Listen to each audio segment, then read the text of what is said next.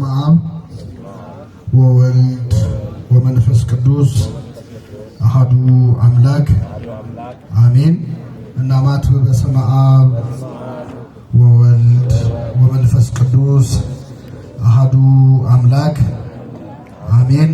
በስመ አብ ወወልድ ወመንፈስ ቅዱስ አሐዱ አምላክ አሜን። ክቡር አባታችን የዚህ ታላቅ ካቴድራል አስተዳዳሪ፣ ክቡራን አበው ሊቃውንተ ቤተክርስቲያን፣ መምህራን፣ አባቶች፣ ካህናት፣ ወንድሞች ዲያቆናት፣ ምእመናን፣ ምእመናት ሁላችሁም በእግዚአብሔር ሰላምታ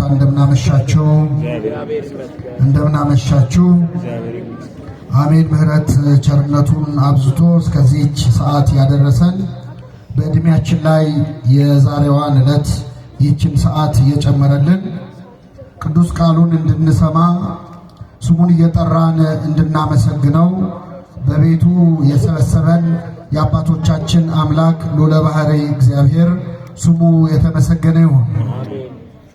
እንደ እግዚአብሔር ቅዱስ ፈቃድ በሚኖረን ቀሪ ጊዜ በማቴዎስ ወንጌል ምዕራፍ 4 ከቁጥር 4 ላይ ተጽፎ በሚገኝ ኃይለ ቃል መነሻነት የእግዚአብሔርን ቃል እንማራለን። ከዚያ ወዲያ ኢየሱስ ከዲያብሎስ ይፈተን ዘንድ መንፈስ ወደ ምድረ በዳ ወሰደው። 40 ቀንና 40 ሌሊትም ከጾመ በኋላ ተራበ። ፈታኝም ቀርቦ የእግዚአብሔር ልጅ ከሆንክ እነዚህ ድንጋዮች እንጀራ እንዲሆኑ በል አለው። እርሱም መልሶ ሰው ከእግዚአብሔር አፍ በሚወጣ ቃል ሁሉ እንጂ በእንጀራ ብቻ አይኖርም ተብሎ ተጽፏል አለው። ስለ ቃሉ የአምላካችን ስም የተመሰገነ ይሁን። እስቲ ከኔ ጋር በሉ፣ ሰው ከእግዚአብሔር አፍ በሚወጣ ቃል ሁሉ እንጂ በእንጀራ ብቻ አይኖርም። ይህንን ቃል መነሻ ርዕስ አድርገን በቀሪው አጭር የትምህርት ሰዓት እንማራለን። ለአባቶቻችን ለነቢያት፣ ለአባቶቻችን ለሐዋርያት፣ ለአባቶቻችን ለሐዋርያውያን አበው፣ ለሊቃውንት በጉባኤያቸው ተገኝቶ ምስጢሩን ጥበቡን ገልጦ ያስተማረ አምላካችን እኛንም በቸርነቱ እንዲያስተምረን፣ እንዲመክረን፣ እንዲገስጸን የእርሱ ቅዱስ ፈቃድ ይሁንልን። እንግዲህ እንደምታውቁት ምዕመናን የያዝነው ሳምንት ታላቁን አብይ ጾምን የጀመርንበት ነው። ከአብይ ጾም አስቀድሞ የመጀመሪያው ዘወረደ በመባል የሚጠራው ሳምንት ጾመ ሕርቃል በመባል የሚታወቅ ሌላ ጾም ነው የጾም ነው። ያው አባቶቻችን በዓልን ከበዓል ጾምን ከጾም አገጣጥሞ አንድ ላይ ማክበር አንድ ላይ መጾም የተለመደ ስለሆነ እንጂ የመጀመሪያው ሳምንት ጾመ ሕርቃል የሚባል ሌላ ጾም ነው። አብይ ጾም የገባው ዛሬ ነው። ከቅድስት ተብሎ ከሚጠራው እሁድ አንስቶ ከዛሬ ጀምሮ የምንጾመው መድኃኒታችን ኢየሱስ ክርስቶስ የጾመውን ታላቅ ጾም ነውና ለዚህ ያደረሰን አምላካችን ስሙ የተመሰገነ ይሁን።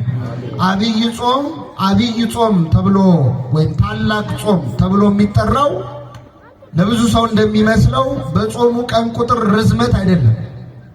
እርግጥ ነው 55 ቀናት ከፊት ጾመ ሕርቃልን ከኋላ ሰሙነ ሕማማትን ጨምረን ስንጾም ረጅም ቀናት የሚጾም ጾም ነው። ነገር ግን አብይ ጾምን አብይ የሚያሰኘው የዘመኑ ወይም የቀናቱ ቁጥር አይደለም። እንደዚያ ከሆነ ከአብይ ጾም የሚበልጥ በቁጥር በጣም ረጅም ሌላ ጾም የምንጾመው ጾም አለ በቤተክርስቲያን። ይህ ጾም ምንድነው? ጾመ ድህነት ተብሎ የሚጠራው ዘወትር ዓርብና ረቡዕ የምንጾመው ጾም። ስለዚህ አብይ ለመባል ጾመ ድህነትም በቁጥር 88 ቀን ነው የምንጾመው በዓመት ውስጥ። አብይ ጾምን አብይ ያሰኘው አብይ እግዚአብሔር ወአብይ ኃይሉ ብሎ ነቢየ እግዚአብሔር ዳዊት የዘመረለት ልዑል አምላካችን እግዚአብሔር መድኃኒታችን ኢየሱስ ክርስቶስ ራሱ የጾመው ጾም ስለሆነ ነውና ለዚህ ታላቅ ጾም ያደረሰን አምላክ ስሙ የተመሰገነ ይሁን። አብይ ጾም በጣም ገናና ጾም ነው። አብይ ጾም በጣም ትልቅ ትርጉም ያለው ጾም ነው። ከሰባቱ አጽዋማት ደግሞ የሌሎቹ አጽዋማት አክሊል የሌሎቹ አጽዋማት ዘውድ ነው። መድኃኒታችን ኢየሱስ ክርስቶስ ራሱ የጾመው ራሱ የጸለየበት ራሱ ዲያብሎስን ድል የነሳበት ጾም ስለሆነ ገና ሲገባ የሚፈጥረው መንፈስ ያስታውቃል አይደል? አሁን ሰሞኑን ትንሽ አልተረጋጋችሁ? ከኔ ጋር ናችሁ? ምን ትንሽ ሰላም አላገኘንም? ከተማውም ትንሽ ጸጥ ብሏል። አብይ ጾም እንደዚህ ነው። ራሱ መድኃኒታችን ኢየሱስ ክርስቶስ የጾመው ጾም ስለሆነ ሰይጣንን የተቀጠቀጠበት የተዋረደበት ጾም ስለሆነ በራሱ መንፈሱ ገና ሲጀመር ያስታውቃል። እና ይህንን ጾም በእውነት ዲያብሎስን ቀጥቅጠን ድል የምንነሳበት ጾም ያድርግልን። አምላካችን ኢየሱስ ክርስቶስ ለ40 ቀንና ለ40 ሌሊት መጾሙን ነው የማቴዎስ ወንጌል የሚናገረው። ከዚህ በኋላ ይላል ኢየሱስ ከዲያብሎስ ይፈተን ዘንድ መንፈስ ወደ ምድረ በዳ ወሰደው ይላል። ምን ወደ ምድረ በዳ ወሰደው? መንፈስ። መድኃኒታችን ኢየሱስ ክርስቶስ በዮርዳኖስ ወንዝ በዮሐንስ እጅ በትሕትና ወርዶ ከተጠመቀ በኋላ መንፈስ ቅዱስ ወይም ፈቃዱ መንፈሱ ወደ ምድረ በዳ አነሳሳው ይላል። እንግዲህ ጻድቃንን ወደ ገዳም የሚያነሳሳ፣ ሰማዕታትን ወደ ደም የሚያነሳሳ፣ ክርስቲያኖችን ወደ በጎ ምግባር የሚያነሳሳ የማን መንፈስ ነው? የእግዚአብሔር መንፈስ ነው። መንፈስ ቅዱስ ነው። ልክ እንደዚያ ክርስቶስን መንፈስ ቅዱስ አነሳሳው ለማለት አይደለም። ምክንያቱም አብ፣ ወልድ፣ መንፈስ ቅዱስ ስንት ናቸው? አንድ ናቸው። ስለዚህ የራሱ መንፈስ ነው መንፈስ ቅዱስ። ፈቃዱ አነሳሳው የሚል ነው ትርጉሙ። ለእኛ ሲሆን ግን በአጠቃላይ መንፈስ ቅዱስ ወደ ምድረ በዳ ያነሳሳል። ሰው መንፈስ ቅዱስ ሲቀርበው እግዚአብሔርን ይናፍቃል። ሰው መንፈስ ቅዱስ ሲቀርበው ወደ ምድረ በዳ መሄድ ያምረዋል። አሁን በዓመት ውስጥ የሆነ ሰዓት የሆነ ገዳም ሄዶ የማረፍ ፍላጎት ኖሮን አያውቅም? ማለት ያውቃል። ሄደን ለአንድ ሳምንትም ይሁን ለ3 ቀንም ይሁን ለ7 ቀን ለ14 ቀን ለ21 ቀን እንደው ገዳም ሄጄ ትንሽ አረፍ ልበል የሚል ስሜት ይሰማናል። ይህንን የሚያሳስበን ማን ነው? መንፈስ ቅዱስ። ሰው መንፈስ ቅዱስ ሲቀርበው ወደ ምድረ በዳ ይወስደዋል። ለክርስቶስ እንደተነገረው እኛ ክርስቲያኖችም ገዳማዊ ስሜት የሚሰማን እረፍት የመፈለግ ብቻ የመሆን የመጸለይ ፍላጎት የሚመጣው ከመንፈስ ቅዱስ ነው። ሰው መንፈስ ቅዱስ ሲያድርበት ወደ ገዳም መሄድ፣ ወደ ቤተክርስቲያን መሄድ ያምረዋል። መንፈስ ቅዱስ ሲርቀው ደግሞ ገዳም ምን ያደርጋል? ሰው መንፈስ ቅዱስ ሲርቀው ገዳም መሄድ ምን ያደርጋል? ገዳም በሄድ አይደለም ተራራ በወጣ አይደለም ይላል። ይኸው ክርስቶስ ወጥቷል ተራራ ለተራራ በገዳመ ቆሮንቶስ ብቻውን ነበረ። በመነነ በመነኮሰ ባህታዊ መሆን አይደለም ይላል። ሰው መንፈስ ቅዱስ ሲርቀው ማለት ነው። እግዚአብሔር ቅዱስ መንፈሱን ከሁላችን አያርቅብን። ነቢየ እግዚአብሔር ዳዊት ሲጸልይ ምን አለ? ወመንፈሰከ ቅዱሰ ኢተውፅእ ላይ ቅዱስ መንፈስህን ከእኔ ላይ አትውሰድብኛል። ዳዊት መንፈስህን አታርቀው ያለው ለምን እንደሆነ ታውቃላችሁ? መንፈስ ቅዱስ የራቀው ሰው አይቷል። ዳዊት በዓይኑ አይቷል። ሳኦል የተባለው የመጀመሪያው የእስራኤል ንጉሥ ነበር። ሳኦል ርኩስ መንፈስ ያሰቃየው መንፈስ ቅዱስ ደግሞ ርቆት ነበር እና በዛ በርኩስ መንፈስ ሲሰቃይ ዳዊትን አምጥተው በገና እንዲደረድርለት ያደርጉ ነበር። ዳዊት በገና ሲደረድር በዳዊት በገና የሳኦል ርኩስ መንፈስ ይርቅለት ነበር። ድንገት ግን ይነሳና ዳዊትን ካልገደልኩ ብሎ ደግሞ ጦር ይወረውራል። ለተዘመረው መዝሙር ዝማሬ መላእክት ያሰማልን በማለት ፈንታ ጦር ይሰብክ ነበር። ይህንን ያመጣው ምንድን ነው? የማን መንፈስ ስለራቀው? የእግዚአብሔር መንፈስ። ሰው መንፈስ ቅዱስ ሲርቀው በገና ሲሰማ ጦር ይሰብክ። ምንድን ነው አቀዘቀዛችሁት ሞቅ አርጉት እንጂ የሚሉ ሰዎች አሉ። አሁን ይህን ሰሞን በገና ሲከፈት፣ የንስሐ መዝሙር ሲዘመር፣ ሰዓታት ሲቆም መንፈስ ቅዱስ ሲርቅ እንደዛ ነው። የተረጋጋ ነገር አትወድም። ጸጥ ያለ ነገር ይጨንቃል። ጸጥታ ይጮህብሃል። መንፈስ እግዚአብሔር ሲርቅ እንደዚህ ነው። እግዚአብሔር መንፈሱን ከሁላችን አያርቅብን። መንፈስ ወደ ምድረ በዳ ወሰደው በዲያብሎስ ይፈተን ዘንድ ይላል። ክርስቶስ በዲያብሎስ ይፈተን ዘንድ ነው የሚለው። በዚህ በ40 ቀንና በ40 ሌሊት ሲጾም መድኃኒታችን ኢየሱስ ክርስቶስ በዲያብሎስ ተፈትኗል። 40 ቀንም እየተፈተነ ይላል የሉቃስ ወንጌል። 40 ቀኑንም ሙሉ ዲያብሎስ ይፈትነው ነበር። የማቴዎስ ወንጌል ደግሞ ጾሞ ሲጨርስ ተራበ፣ ዲያብሎስም ሊፈትነው መጣ ይላል። ስለዚህ ክርስቶስ እየጾመ ተፈትኗል፣ ጾሞ ሲጨርስም ምን ብሏል?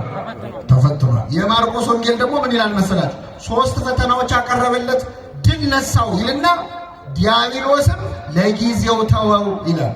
እስኪ በሉ ዲያብሎስም ለምን ተወው? ሰይጣን የሚተወን ለመቼ ነው? ለጊዜው ነው። ጥሎ ሄድ እንዳይመስል አለቀ። እስካልሞትም ሰይጣን አይተውም። እየጾመ ፈተነው፣ ጾሞ ሲጨርስ ፈተነው። ጾሙን ድል አድርጎ ደግሞ ፈተናውን ድል ባደረገ በኋላ ፈተነው። አምላካችን ኢየሱስ ክርስቶስ 40 ቀንና 40 ሌሊት ነው የጾመው። አሁን እኛ 55 ቀን ነው የምንጾመው። አንዳንድ ሰው ለምን 55 ቀን ሆነ? ክርስቶስ የጾመው 40 ቀን ነው፣ እንደሱ ከሆነ ወይ እንደሱ ነው መጾም ያለብን ይላል። የሚያደርገው ይመስል ማለት ነው። እስቲ አሁን እውነት ለመናገር 40 ቀንና 40 ሌሊት ጾሙ ብትባሉ ትችላላችሁ?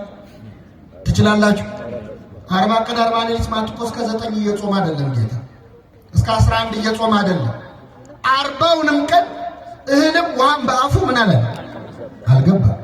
እንዴት ይቻላል ይሄ?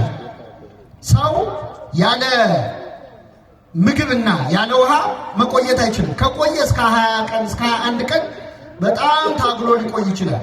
እሱም ውሃ እየወሰደ ውሃ እየጠጣ ዲሃይድሬትድ እንዳይሆን ውሃ ከሰውነቱ አልቆ እንዳይሞት ውሃ እየጠጣ በጣም የመጨረሻ ጣራው እስከ 40 ቀን ያው ውሃ እየጠጣ ልባሉ። ክርስቶስ 40 ቀንና 40 ሌሊት ጾመ። እኛ እንደሱ ልንጾም ይቻላል? ትችላላችሁ? አንቺ አንድ ልጅ ይገርማቸዋል። መቼስ አዲስ ክርስቲያን ከምን ይበልጣል ነው? ከጳጳስ። አንዳንዴ ክርስትና የተጀመረ ሰው በጣም ገድል ያምራቸዋል። ሰሞኑን መጸለይ የጀመረ ሰው ባለ 53ቱን የጸሎት መጽሐፍ ጨርሶ አርጋኖን ደግሞ እንደው በቃ ምንም የጸሎት መጽሐፍ የለም ማለት ነው ይላል። የጀማመረ ሰሞን እና እንደዚህ አይነት እንደው ጀማሪ ክርስቲያን አይነት ነበርና ይሄን መቼስ ሁላችንም በእድሜያችን አድርጎን አይተነዋል። በልበል የሚል ጊዜ አለ። በቃ እስከ 12 ሰዓትም ጾመ። አሁን የታዘዘ ጾም አለ። አብይ ጾም የመጀመሪያውን ሳምንት ምን ጾመው እስከ 11 ሰዓት። ከዛ በኋላ ከሁለተኛው ሳምንት አንስቶ እስከ ኒቆዲሞስ እስከ 9 ሰዓት ነው የምንጾመው። ከዛ የመጨረሻውን እስከ ምሽቱ 1 ሰዓት ነው። እነዚህ የተረፉትን ሰዓታት ቁጭ ብላችሁ ስታሰሏቸው 88 ይሆናል፣ 86። እነዚህ ሰዓታት በበዓለ 50 የማንጾማቸውን ዓርብና ረቡዕ የሚያካክሱ ነው። ከዛ ውጭ ግን ከአቅም በላይ መጾም፣ ከአቅም በላይ መብላት ትክክል አይደለም። እና አንዳንድ ሰው በቃ እንደዚህ የሚችል ይመስለዋል። እና አንድ ልጅ ይገርማቸዋል። ገዳም ሄደና ሱባኤ ሊይዝ በዚህ በዐቢይ ጾም ለ40 ቀን ልቆይ ነው አለ። በጣም ጥሩ በዓት ስጡኝ አለ። ተሰጠው። ምግብ ሊያስገቡለት ሲሉ አይ እኔ አስቤበት ነው የመጣሁት የምጾመው ለ40 ቀንና ለ40 ሌሊት ነው። ኧረ ተው ግድ የለም አትችለውም ማለት አይ በደንብ አስቤበታለሁ። በቃ ግድ የለም አበምኔቱ አዩትና ይሁንለት ብለው አትበላውም ግን ለማንኛውም ብለው ሽምብራ አስገቡለት በጆንያ። አይ የዛሬ 40 ቀን ያው ተሸክማችሁ ታወጡታላችሁ ችግር የለም ማለት ገባለት። ከዛ ይገርማችኋል 1-3 ቀን ይሄ ልጅ በርትቶ ሳይበላ ሳይጠጣ 3 ቀን ቆየ። ይህም ጥሩ ነው፣ ጎበዝ ነው። ከ3 ቀን በኋላ በጣም ራበው፣ አልቻለም። እንደምንም ዋለ። ከዛ ማታ ላይ ከበደውና እግዚአብሔር ስንት አምላክ መልሱ ነው እንደው አንድ አምላክ መሆኑን ለማጠየቅ 1 ሽምብራ በበላ ችግር አለው?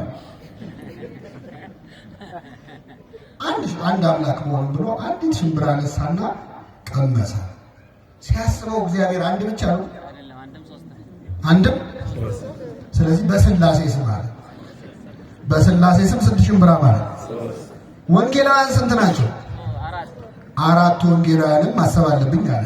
እንደ ዝክር ነው 4 በል። 5ቱ አዕማደ ምስጢር አለ። ከዛ 7ቱ ሊቃነ መላእክት አለ። ደግሞ ትንሽ ስትበላ ይብስብሃል አይደል?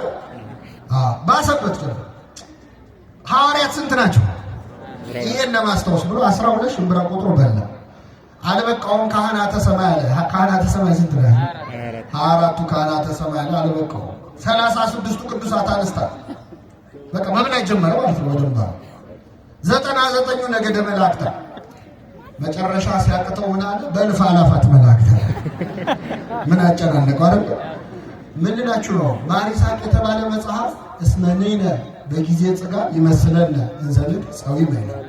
በጠገብን ጊዜ በሉስኪ መጾም የምንችል ይመስለናል። አሁን ዛሬ እራቱን ጥርቅ አድርጎ የበላ ሰው ነገ እስከ ስንት ሰዓት ነው የምትጾመው ብትሉት ወይ ነገ አልበላም ይላል። ስትጠግብ የሚርባ አይመስልም። ይሄ በነገራችን ላይ በምግብ ብቻ አይደለም፣ ሹመትም ስልጣንም ያልተሾመ ሰው የተሾመን ሰው ሲያይ አቤት እኔ በዛ ቦታ በሆን ኖሮ ስንት ነገር አስተካክል ነበር። ገንዘብ የሌለው ሰው ድሃ የሆነ ሰው ገንዘብ ያለውን ሰው ሲያይ አቤት እግዚአብሔር ነው ገንዘብ ለማይሆን ሰው ነው የሚሰጠው፣ ለእኔ ቢሰጠኝ ስንት ችግር ፈታበት ነበር፣ ስንት ድሃ ረዳ ነበር። በተራብክ ጊዜ መጾም የምትችል ይመስልሃል የተባለው ያልተሾመ አቤት አሁን የኢትዮጵያ እግር ኳስ እውነት ለመናገር እንደ ተመልካቹ ቢሆን ኖሮ ከዓለም አንደኛ መሆን አልነበረብንም። እንደ ተመልካቹ ቢሆን ኖሮ እንደ አስተያየት እንደምንሰጠው ቢሆን ኖሮ ግን ዋላ ቀረ ይመስለናል። እዛ ቦታ ላይ ከበሮ በሰዎች ሲያዩት ያምራል፣ ሲይዙት ምን ይላል ያደናል። ስለዚህ 40 ቀን 40 ሌሊት መጾም ከባድ ነው። ክርስቶስ 40 ቀን 40 ሌሊት ነው የጾመው። ከሱ ቀድሞ የጾሙ አሉ ወይ? አዎ አሉ። ማ ሙሴና ኤልያስ። ሙሴ 40 ቀን 40 ሌሊት ጾሟል። ክርስቶስስ አምላክነት አለው። ፍጹም ሰው ፍጹም አምላክ ሆኖ ነው። ሙሴ እንዴት ችሎ ጾመ?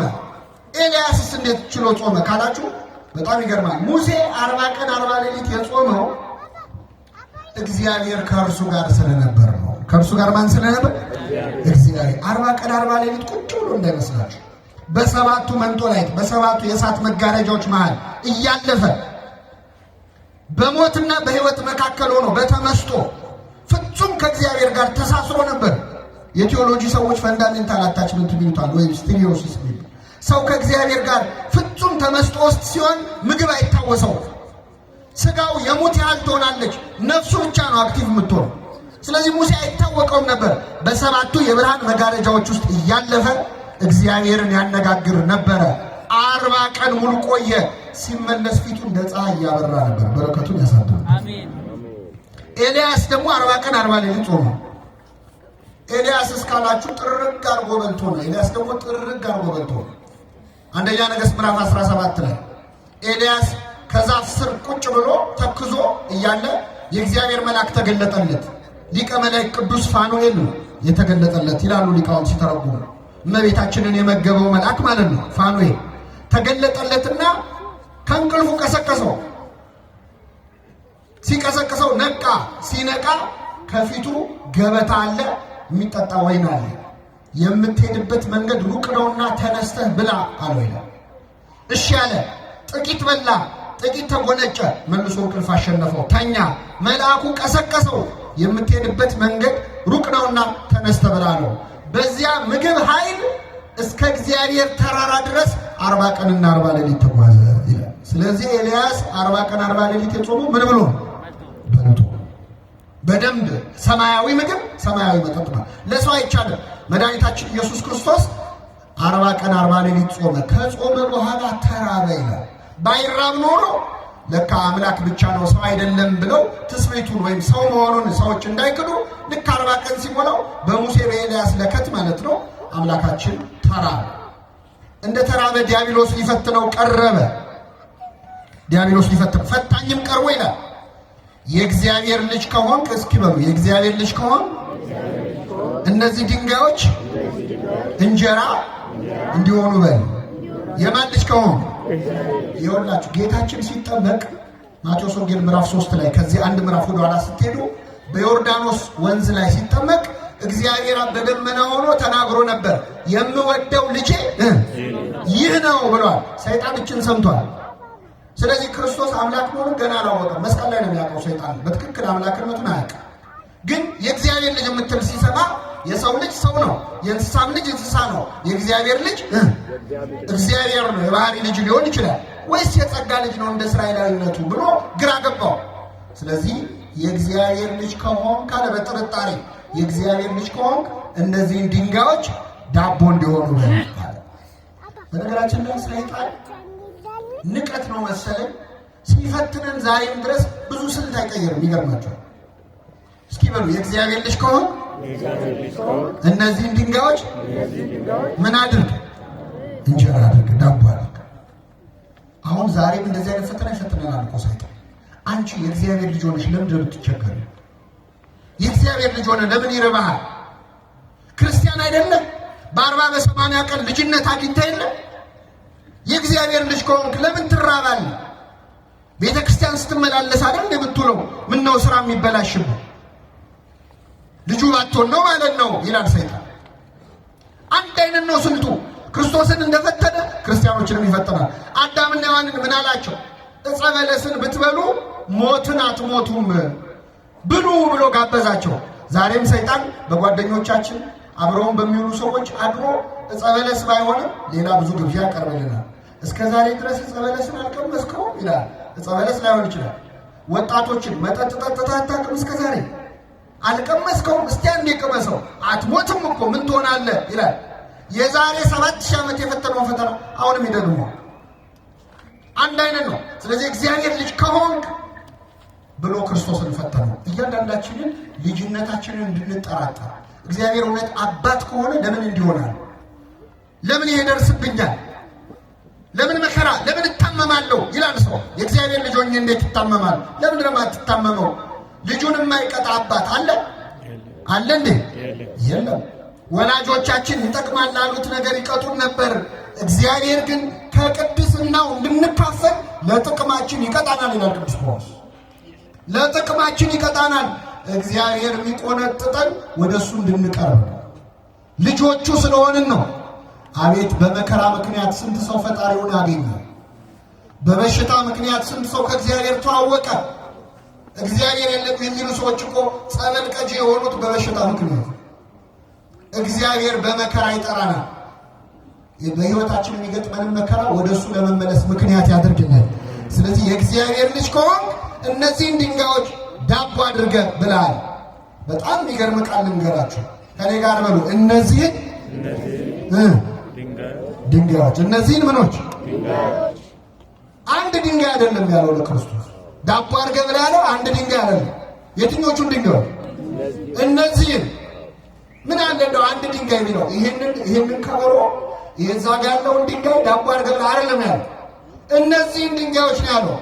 ክርስቶስ ባለበት ቦታ ላይ ስንት ድንጋይ አለ? ስንት ድንጋይ አለ? ብዙ። አረ መካከለኛው ምስራቅ አገሩ ራሱ ድንጋይ ነው። አገሩን ዳቦ አድርገህ ብላ ከማለት አይተናነስ። ሰይጣን ምን እያለ እንደሆነ ታውቃላችሁ? ስግብግብነት እያስተማረ። ሰይጣን የሚያስፈልገንን ብቻ እንድንወስድ አይመክረን። እነዚህን ድንጋዮች ነው የሚለው። ዓለም ላይ አሁን ያለው ገንዘብ ለዓለም ሕዝብ አንሶ ይመስላችኋል? ጥቂት ሀብታሞች ኪስ ውስጥ እኮ ነው ያለው የዓለም ሀብት። ታውቃላችሁ? የሆኑ ሰዎች የልጅ ልጄ በልቶት የማይጨርሰው ሀብት አለኝ ብለው ይፎክራሉ።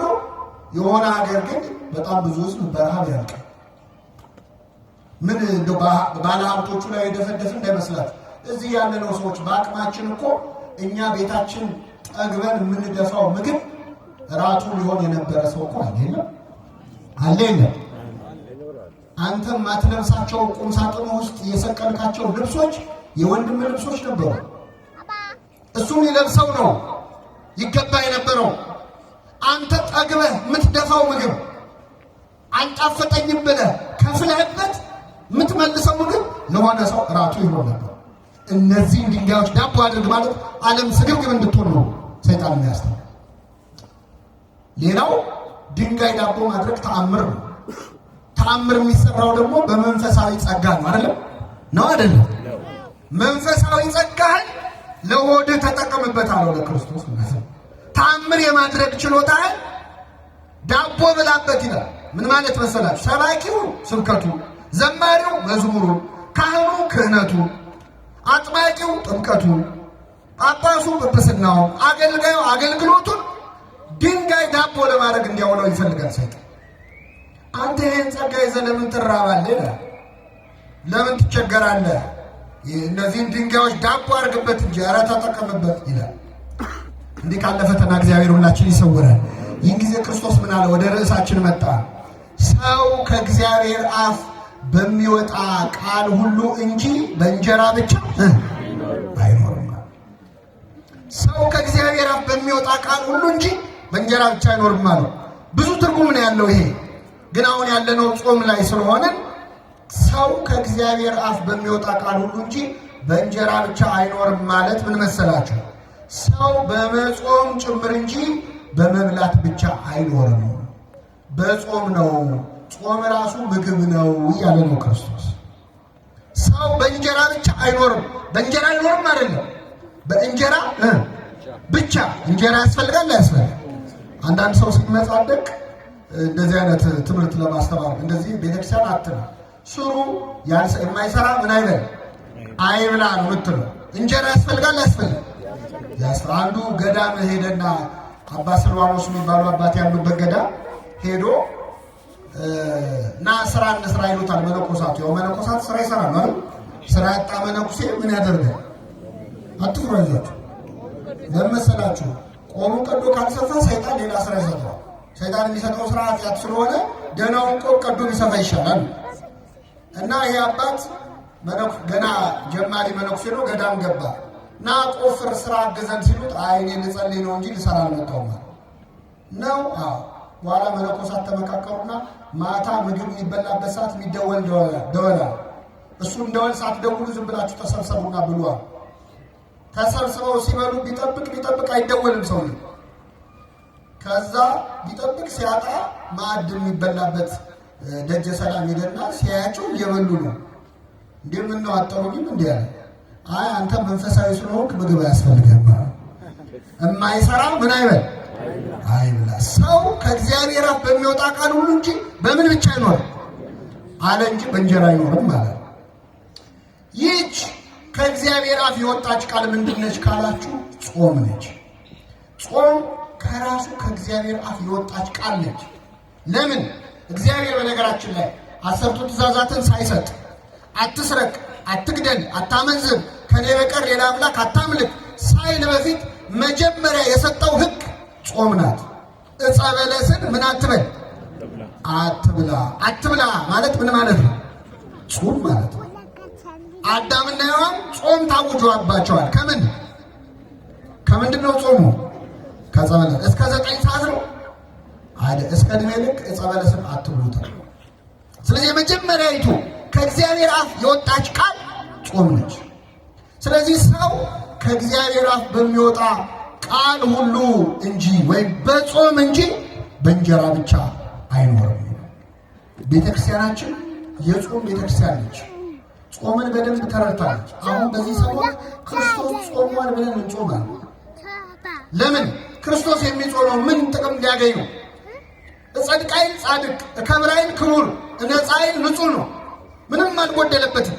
የጾመው ጾሙ ሊለን ነው፣ ሌላ ምክንያት የለው። ስለዚህ የገብቷታል። ተጠመቀ ብላ በ40 እና በ80 ቀናችን ምን ትልናል? ታጠምቀናለች። ተመልከቱ። ጸልዋል፣ ጸልዩ ትለናለች። እንዴት እድለኞች ነን ኦርቶዶክሳዊ። ጾሟል፣ ጾሙ ትለናለች። መስቀል ተሸክሟል። የሚወደኝ ቢኖር መስቀል ተሸክሞ ምን ይበለኝ መከራ ታገሱ ብላ ታስተምረናለች። ተሰቅሏል፣ እኛም ተሰቀሉ አይለንም። ግን የክርስቶስ የሆኑቱ ስጋን ከክፉ ምኞቱና መሻቱ ጋር ሰቀሉት ይላል። ስለዚህ ኃጢአትን ስቀሉት፣ ራሳችሁን፣ ስጋችሁን፣ ስጋዊ ምኞታችሁን መስቀል ላይ አውጡት ብላ ታስተምራለች። ሞተ ተነሳ እንደምትል እኛም ሞተን አንቀርም። ምን እንላለን? እነሳለን። በእግርም በግብርም ነው ቤተክርስቲያናችን ክርስቶስን የምትከተለው። ለፋሲካ ብቻ አይደለም የምናመልከው፣ እኛ ሲሰቀል የምናመልከዋለን። ክርስቶስ ወደቀ ብላ ልጆቿን ይዛ ኦርቶዶክሳዊ ቤተክርስቲያን ትሰግዳለች፣ ትወድቃለች። እሱ የደም ላብ አልቦታል። ቤተክርስቲያን ልጆቿን ላብ እስኪወጣቸው እየሰገዱ እንደወደቀ እየወደቁ እንደተነሳ እየተነሱ ክርስቶስን እንዲመስሉ ታስተምራለች። ክርስቶስ መናኝ ነበር። ምድር ላይ ሀብት አልነበረው። መናኞች አሏት። በዱር በገደል የሚቀበዘበዙ የሚንከራተቱ ባህታውያን አሏት። መነኮሳት አሏት። ክርስቶስ ሙሽራ ነው። ቤተክርስቲያን ሙሽራይቱ ነች። እሱ ሙሽራ ነው። ስለዚህ በተክሊል በቁርባን የሚጋቡ ሙሽሮች አሏት፣ ክርስቶስን የሚመስሉ። በሁሉ ነገር ክርስቶስን መምሰል የቤተክርስቲያን ዓላማ። አሁን ሰሞኑን እንጾማለን። እሱ ስለ ጾመ ነው እንጾም። በጣም የሚገርመው ሁሉም ባይሆኑ አንዳንድ ጎረቤቶቻችን ጌታ ጾሞልናል፣ ስለዚህ እኛ አንጾምም ይላል። ጌታ የጾመው እኛ እንዳንጾም ነው የሚለው። ተስማማላችሁ? ምን ጌታ ጾሞልናል የሚሉ ሰዎች ብንጠይቃቸው ምንድነው? ጌታ ምድር ላይ ያለ ምግብ በልቷል አልበላም? አልበላም? ውሃ አስጠጥቷል አልጠጣም? እንቅልፍስ ተኝቷል አልተኛም? ስለዚህ ጌታ ጾሞልናል ብለው የማይጾሙ ሰዎች ጌታ እንቅልፍ ተኝቶልናል ብለው ማቆም አለባቸው። እንቅልፍ ለምን ተኛሉ? ጌታ ተኝቶልናል። ምግብ ለምን ይበላሉ? ጌታ ምን ብሎልናል? በልቶን እንዴ መርጦ ነው እንዴ? ከመሃል ጾሟን ብቻ ነው እንዴ ጾሞልናል የሚባል ብዙ ነገር አድርጎልናል እኮ። አራያ ሊሆነ ምሳሌ ሊሆነ ክርስቶስ በነገራችን ላይ ጾም ያስፈልጋል አያስፈልግም የሚለውን ጥያቄ አልመለሰው፣ ዘለለው። ምን እንዳለ ታውቃላችሁ? ማቴዎስ ወንጌል ምዕራፍ 6 ላይ ጾም ያስፈልጋል ወይስ አያስፈልግም የሚለውን ጥያቄ ዘለለውና ስትጾሙ አለ። ምን ስትሉ? ያው መጾማችሁ አይታወቀ ክርስቲያን ሆናችሁማ ምን ትላላችሁ? ስለዚህ ስትጾሙ እንደ ግብዞች አትሁኑ አለ። መጾም ጥያቄ ውስጥ አይገባም። ራሱ ጾም ያስፈልጋል አያስፈልግም የሰይጣን ጥያቄ። ክርስቶስ ዘለለውና ስትጾሙ ብሎ አፈጻጸሙ ላይ ነው ማብራሪያ የሰጠው እንጂ መጾምማ የማይቀር። የኛ ቤተክርስቲያን መንፈሳዊት ክርስቶሳዊት ቤተክርስቲያን ስለሆነች ሰበብ እየፈለገች ነው የምትጾም። ሰበብ እየፈለገች አሁን ጌታ ጾመ ብላ ታጾመናለች። ትንሽ አረፍ ታረገና ደግሞ ሐዋርያት ጾመዋል ብላ ታጾመናለች። ትንሽ አረፍ አርጋ ደግሞ ፍልሰታ ታጾመናለች። ልክ እንዴት ነው ወላጆች ታውቃላችሁ ምግብ ሲያጎርሱ እችን ጉረስና የመጨረሻ በቃ ከዚህ በኋላ አትጎርስም የሚሉት ነገር አለ። ቤተክርስቲያን ጾምን እንደ ምግብ ነው የምትሰጠን። አንዴ ተፈታ አንዴ ተያዘ ያለች እያረሳሳች ማለት እቻ አጭር ነች። በቃ 3 ቀን ነው አይዞ ነነዌ ነው እችን ብቻ ቅመስና ከዚህ በኋላ አትጾም ትላለች። ወይ 3 ቀን ነው 2 ጾም አለ። አንድ 9 ቀን 10 ቀን ካረፍክ በኋላ ደግሞ አብይ ጾም ብላ ትመጣባለች። የመጨረሻ እያለች ነው። የዚች ቤተክርስቲያን ልጆች ስላደረገን ስሙ የተመሰገነ። ለመብላት አይደለም ሰበብ የምትፈልገው ለመጾም ነው ቤተክርስቲያን። በጣም የሚገርም ነገር ልንገራችሁ። አንድ ሰው በበሽታ በጽኑ በሽታ ቢታመም በህመሙ ምክንያት መጾም ካልቻለ እንዳይጾም ይፈቀዳል እንዲበላ። የሚገርመው ግን በስርዓተ ቤተክርስቲያን ያ ሰው ከዛ በሽታ እንደማይድን እርግጥ ከሆነና የሚሞት ከሆነ ቤተክርስቲያን በቀረው ዕድሜ እንዲጾም ነው የምታደርገው። እንዲጾም እስኪሞት ይብላ ሳይሆን እስኪሞት ምን ይበል? ጥቅሙ ስለገባት ነው። ጾም የዋዛ ነገር እንዳይመስላችሁ። ጾምን ማሪሳቅ ምን ይላታል? እማ ለጸሎት የጸሎት እናት ናት። ጾም የማይጸልይ ሰው ጸሎት የሚጀምረው ሰሞኑን ነው። ቤተክርስቲያን የማይሄዱ ሰዎች ብዙ ጊዜ ቤተክርስቲያን የሚሄዱት መቼ ነው? በጾም ወቅት ነው። እማ ለጸሎት የጸሎት እናት ነች ጾም። ወእህታ ለአርምሞ ለዝምታ ደግሞ እህት ነች። ሌላ ቀን አፉ የማይዘጋ ሰው እኮ በጾም ወቅት ዝም ይላል። ሲረባው ጸጥ ይላል። አንደበት ይዘጋል ጾም። ወእህታ ለአርምሞ ወነቃ ለአንበት የእንባ ምንጭ ነች ጾም። ሌላ ቀን ስትዘምር የማይመጣ እንባ፣ ሌላ ቀን ስትጸልይ የማይመጣ እንባ ሰሞኑን ልውጣ እያለ ያስቸግራል።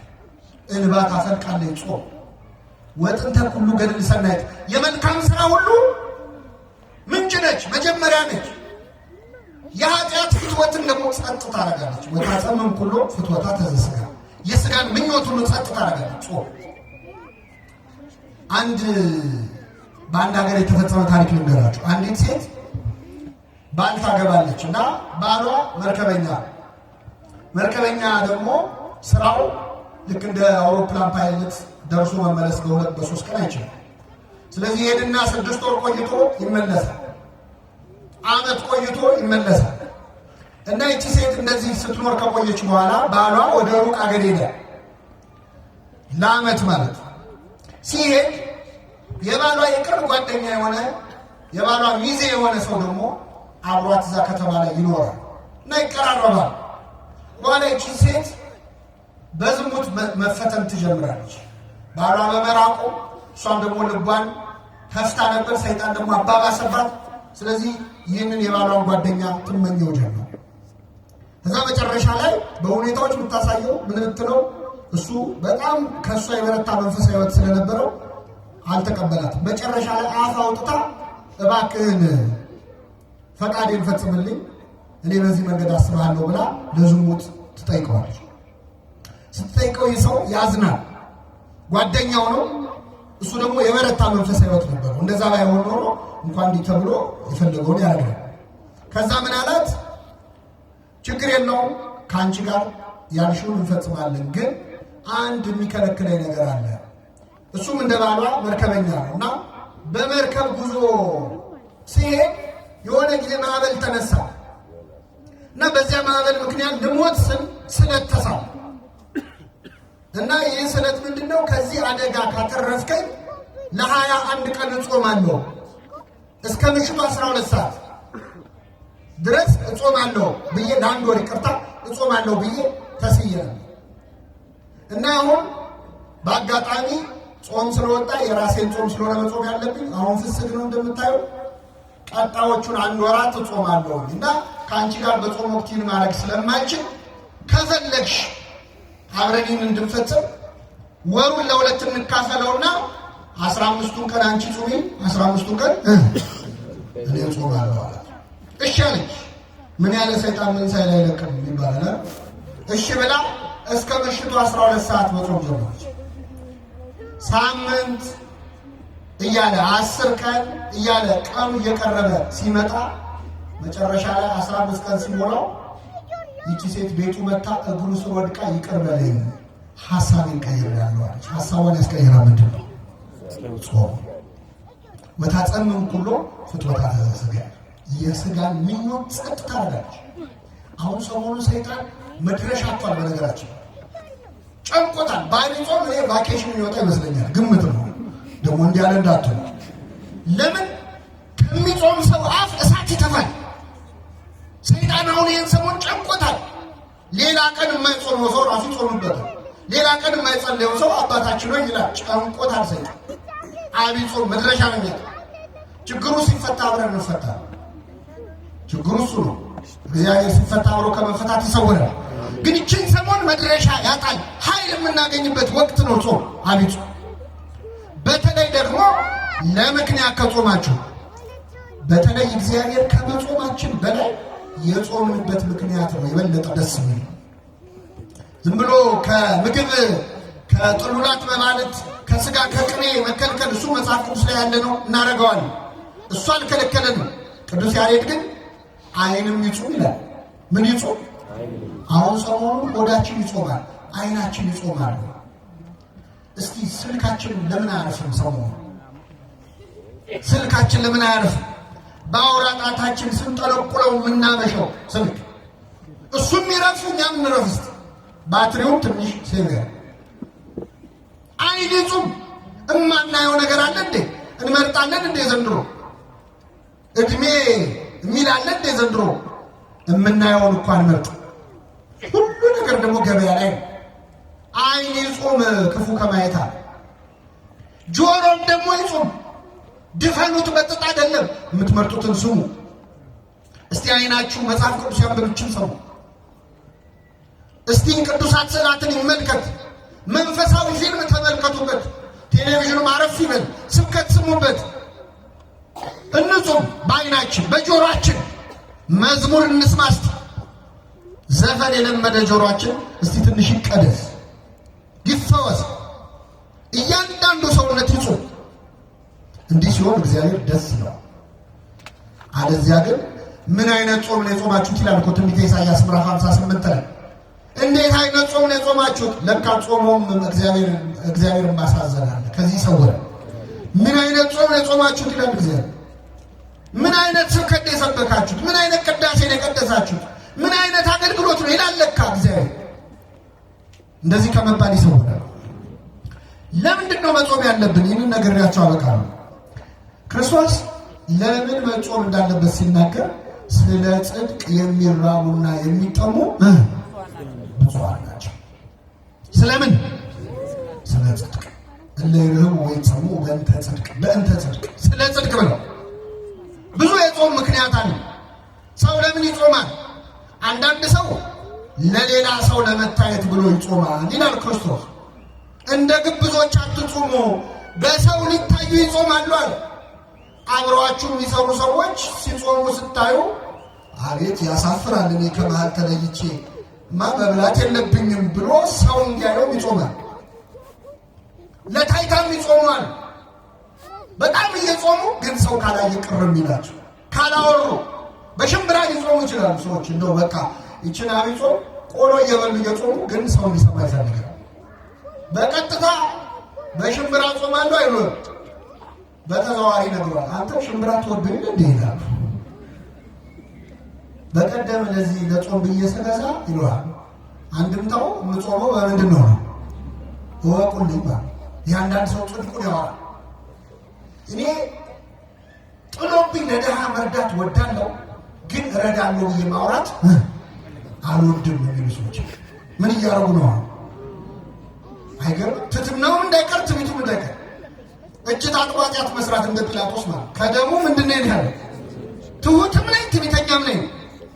እና ጾም ለታይታ ሲጾም ደስ አይለውም እግዚአብሔር። እንደ ግብዞች አትጾሙ፣ ለሰው ልትታዩ አትጾሙ አለ እግዚአብሔር። እንዲያችሁ ይሄ አዋጅ ጾም ነው። አሁን አብይ ጾም ሰው እንዳያየኝ ብለህ ብላ እያልኩ አይደለም እኮ እውነት ነው ብሎ ሄዶ የሚበላል ነው አይደል? ይሄ አዋጅ ነው። ጾም ካልጾም እሱ አይደለም። ግን ሐሳብህ የምታደርግበት ምክንያት ለታይታ ከሆነ እግዚአብሔር ያዘ። አንዳንዱ የሚጾምበት ምክንያት ለቁጠባ የሚጾማል። አሁን አንዳንድ ሰው አብይ ጾም ሲመጣ በቃ የቁርስ ወጪ ዘጋው ይላል፣ ምሳም የለም። እንዲህ አይነቱን ሰው በምሳው የከበረ ይሉታል አባቶቻችን። በምኑ የከበረ? በቃ አብይ ጾም መጣ ወጪ ቀነስኩ አይደለም። የምትበላውን ለድሃ ስትሰጥ ነው ጾም ነው።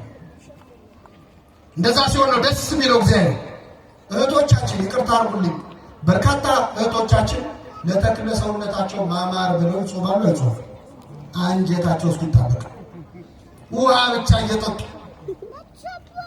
ለውበት ማለት ነው። ሲያጌጡ ይመላለቱ ይባላል። ለውበት ብለው አንጀታቸው ይሄ የጽድቅ አይደለም፣ ዳይት ነው እንጂ ፋስቲንግ አይባልም። ይሄ ጾም አይደለም፣ እግዚአብሔር አይከብርበት። ምን ሲሆን ነው እግዚአብሔር ደስ የሚለው? ስለ ጽድቅ ስንጾም፣ እግዚአብሔርን ሽተን ስንጾም፣ ይቅርታውን ምሕረቱን ሽተን ስንጾም፣ ይህንን ጾም የይቅርታ ያድርግልን። እስቲ አሁን ለምንድን ነው የምትጾሙት? በዚህ ጾም የትኛውን ችግር ልትፈቱ ነው? ምንድን ነው አሁን በዚህ ጾም የምታስተካክሉ? ጾም ሲገባ በነገራችን ላይ በአጀንዳ ነው መጾም ያለባችሁ። በዚህ ጾም ይሄን ጉዳይ ጨርሳለሁ ብላችሁ ጾሙ። መጽሐፍ ቅዱስ ላይ የተጾሙ አጽዋማት በሙሉ አጀንዳ አላቸው። ክርስቶስ የጾመው ለአርአያ ነው፣ ለእኛ ምሳሌ ሊተው ነው። ዲያብሎስን ድል ሊነሳ ነው፣ ፈጽሞታል። ነቢያት ጾመዋል፣ ውረድ ተወለድ ሊሉት ነው፣ ወረደ ተወለደ፣ አጀንዳ ነው። እና አስቴር ጾመዋል፣ የነነዌ ሰዎች ጾመዋል፣ ምሕረት ፈልገው ነው፣ አግኝተዋል። በአጀንዳ ነው የጾሙ። ገንዘብ አልበረክት ያላቸው ሰዎች የጾሙ አሉ መጽሐፍ ቅዱስ ነው። እስቲ ገንዘቤን አበረክተው ተብሎ ይጾሙ። አንዳንዴ ደሞዛችሁ የት እንደገባ ግራ አይገባችሁ? ብር እጃችሁ ላይ ብትን ይላል። ሰው ምን አድርጎብኝ ነው? አዙረውብኝ ነው? አስደግመውብኝ ነው? አትጾም፣ ዝም ብሎ ያስተካክላል። የትኛውንም ድግምት የትኛውንም መተት ጾምና ጸሎት ድል ሊነሳው ይችላል። ይችላል። አትጨነቁ። የማይፈታ ችግር የሚፈታው በጾም። ይህን እኛ አይደለም ያለ። በዚህ በማቴዎስ ወንጌል ምዕራፍ 17 ላይ አንድ ታሪክ ተጽፏል።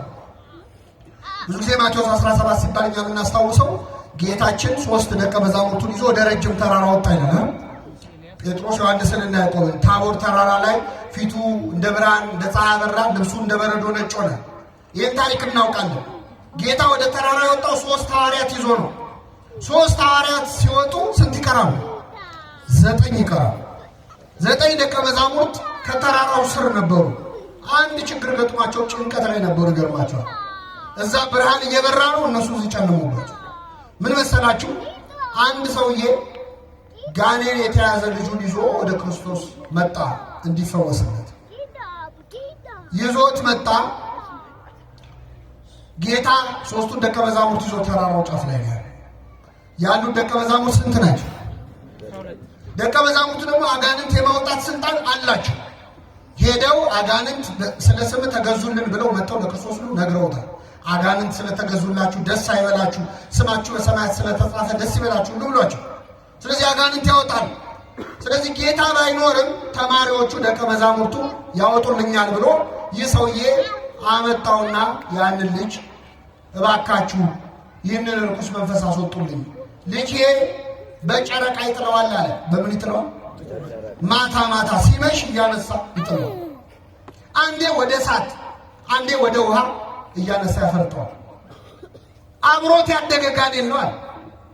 አብሮን ያደገው ከሕፃንነቱ ጀምሮ እስካሁን ያሰቃየው እና እባካችሁ ይህንን ጋኔን ገስጻችሁ አስወጡልኛል። ይገርማቸዋል። ይህ ጋኔን 9 ደቀ መዛሙርት ቢሉት ቢሰሩት አልወጣም። ስንት ሆነው? መልሱልኝ። ደግሞ ምን አይነት ክፉ ጋኔን እንደሆነ ነገራችሁ። ማለት የጋኔን ጥሩ የለውም፣ ግን ይሄ ክፉነቱ አይሰማም፣ አይናገርም። ምን አይልም። የት ነው ያዝከው ስትለው አይሰማም። መች ነው የምትወጣው ስትለው አይመልስም። ደንቆሮም ነው፣ ዲዳም ነው። ውጣ ቢሉት ወዲያ ቢሉት ለ9 እምቢ አለ። ይህን ጊዜ ጸሐፍት ፈሪሳውያን እዛ ቆመዋል፣ መሳቅ ጀመሩ።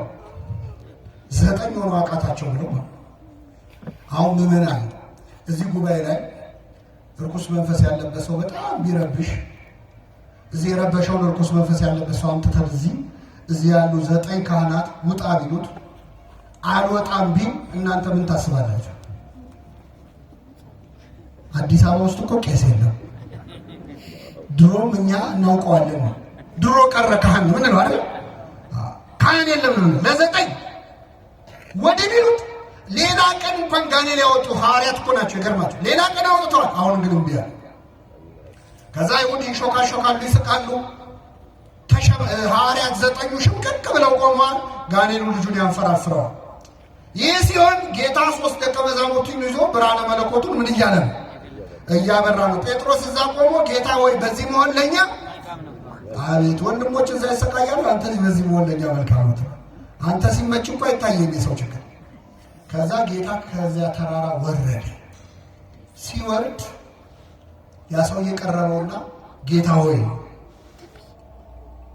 ልጄን ወደ ደቀ መዛሙርት አመጣሁት፣ ሊፈውሱት ግን አልቻሉም። ቢቻልህስ ልጄን ፈውስልኛል። ምን ቢልህስ? ለማን ነው ቢቻልህስ? ለክርስቶስ ቢቻልህስ ይባላል። ለእግዚአብሔር ምንም ቢለው የለም። ቢቻልህስ ያለው ለምን መሰላችሁ? ደቀ መዛሙርቱን አቃታቸው። ያው መምህራቸውም የነሱ ቢጤ ነው። አሁን እኮ እግዚአብሔርን ያስናግረው እኛ አገልጋዮች ነው። እኛ ስላልቻለን የማይችል እንዳይመስላችሁ። እኛን ያቃተን እሱ ሁሉን ማድረግ ይችላል። ቢቻልህስ አለው። ቢቻልህስ ትላለህ፣ ለሚያምን ሰው ሁሉ ይቻላል። ይህን ጊዜ ሰውየው ምን አለ? አምናለሁ፣ አለማመኔን እርዳው አለ። እስኪ በሉ አምናለሁ፣ አለማመኔን። ይህ ሰው ያምናል አያምንም? ያምናል አያምንም? ለምን? ምን አለ? ምን እላለሁ? አምናለሁ አለ። መልሶ ደግሞ ስለዚህ የሰው ያምናል አያምንም? ግራ ገባችኋል? እሱም ግራ ገብቶታል። ያምናልም አያምንም። አምናለሁ ምንን እርዳው? እያመኑ አለማመን አለ ለካ። ግራ ገባችሁ? ልቀይርና ልንገራችሁ። እጾማለሁ በሉ እስኪ። አለመጾሜን እርዳው። እንጾማለን አንጾም ግን እየጾመን ነው። ስጋ እንበላም፣ የሰው ስጋ ግን እንበላለን። አናማም፣ አንዋሽም። አፋችን አይጾምም፣ አንደበታችን አይጾምም። ከስጋ ከእንጀራ ከምግብ ግን ምን እንላለን? ስለዚህ በሉ እጾማለሁ። አይደከማችሁ መሰለኝ። እጾማለሁ በሉ። አለመጾሜን እጸልያለሁ። እንጸልያለን አንጸልይም? ግን ደግሞ እንጸልይ። እየጸለያችሁ አባታችን ሆይ እያላችሁ አባታችን ሆይ ከመቼው እንዳለቀ ግራ ገብቷችሁ አያውቅም? ያውቃል አያውቅም? የጸሎት መጽሐፍ እየጸለይን ስንት ገጽ ቀረው ብለን ቆጥረን አናውቅም? እጸልያለሁ በሉ። አለመጸለይን እየጸለዩ አለመጸለይ፣ እየዘመሩ አለመዘመር፣ እየቀደሱ አለመቀደስ። አምናለሁ አለማመኔን እርዳዋል። ይህን ጊዜ ጌታ ምን አለው? የማታምን ትውልድ ሆይ እስከ መቼ ከእናንተ ጋር እኖራለሁ አለ። አመጣው፣ ውጣ አለው። ጋኔኑ ወዲያውኑ ወጣ። ህዝቡ ሁሉ ወደ ቤቱ ሄደ። 9 ደቀ መዛሙርት ቅድም ለ9 እምቢ አላቸው አላልኳችሁ? 9 ወደ ጌታ መጡ። ጌታ ሆይ እኛ ልናወጣው ያልቻልነው ለምንድን ነው? ለምን አቃተን? 9 ሆነን ለምን አቃተን? ሲሉት ስለ እምነታችሁ ማነስ ነው። ነገር ግን አለ ይህ አይነቱ ጋኔን ያለ ጾምና ያለ ጸሎት አይወጣም። ዝንቱ ዘመን ይወጥ ዘእንበለ በጾም ወበጸሎት። ይህ አይነቱ የጋኔን ወገን እንግዲህ አጋንንቱ እኩል አይደሉም። ከዋነኞቹ አለቆች ይወደቋል። ሳጥናኤልን የመሰሉ ደግሞ ከታች የወደቀ ተራ መልአክ አለ። እንዲህ አይነቱ ወገን እንዲህ አይነቱ ነገድ ያለ ጾምና ያለ ጸሎት አይወጣም ማለት። ከኔ ጋር ናችሁ ምዕመናን? አሁን እኛ እዚህ ይህንን ትምህርት የምትሰሙ ምዕመናን አልወጣ ያለ ጋኔን የለብንም? እስቲ አስታውሱ። ከልጅነት ጀምሮ እምቢ ያለ አልወጣ ያለ ችግር መጀመሪያ እስቲ ሀገራችን ኢትዮጵያ አልወጣ ያለ ጋኔን የለበት? አንዴ ወደ እሳት አንዴ ወደ ውሃ ይጨምረዋል ተብሏል። ሀገራችን ኢትዮጵያ አንዴ ወደ ሰላም አንዴ ወደ ጦርነት የሚጨምር ጋኔን የለበት? አለበት። አንድ ሰሞን እፍ ብለን በፍቅር እንላለን፣ ጥቂት ቆይተን እንጋደላለን። መቼ ነው የምናርፈው? የዚች ሀገር ሰላም መቼ ነው ይመጣው? ያቺ ሴት መታ ጨርቁን ነክታ ደሟ ቀጥ አለ። ደሟ የፈሰሰው ለስንት ዓመት ነበር? አቤት! የኢትዮጵያ ደም ለስንት ዓመት ፈሰሰ? መቼ ነው የሚቆመው የኢትዮጵያ ደም? እንደው ከኛ መሃል የጌታን ጨርቅ የሚነካ ሰው ጠፋ? የሚጋፋ አይደለም፣ ብዙ ሰዎች ተጋፍተዋል። ኃይል ከኔ ወጥቷል እንዲል የሚያደርግ አንድ በእምነት ጨርቁን የሚነካ ጠፋው። ምንድነው? እንደ ሀገር አለቅ ያለ ጋኔን።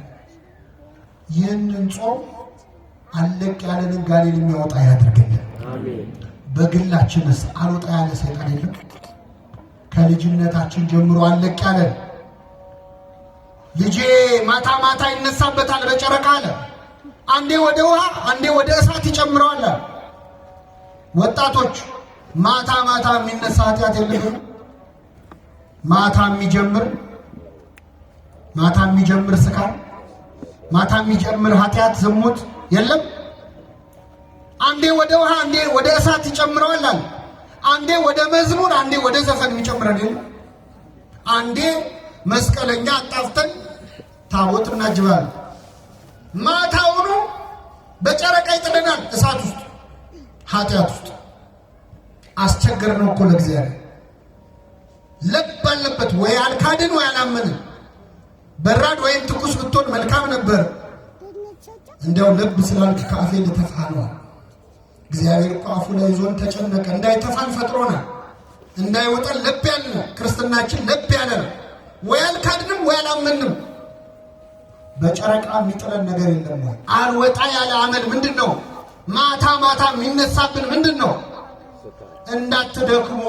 ይህ አይነቱ ጋኔን ያለ ጾምና ያለ ጸሎት አይወጣም። አሁን ያለንበትን ጾም ሁላችንም መጾም ያለብን የሆነ ችግር ለመፍታት ነው። አምላካችን ይህንን ታላቅ ጾም ኃይለ አጋንንትን ድል የምንነሳበት ከኛ ሊርቅ ያልቻለው ዝተን አለቀን ያለ ሱስ፣ አለቀን ያለ ኃጢአት፣ አለቀን ያለ ልማድ የምንላቀቅበት ጾም ያድርግልን። የሰማነውን በልቡናችን ያሳድርብን።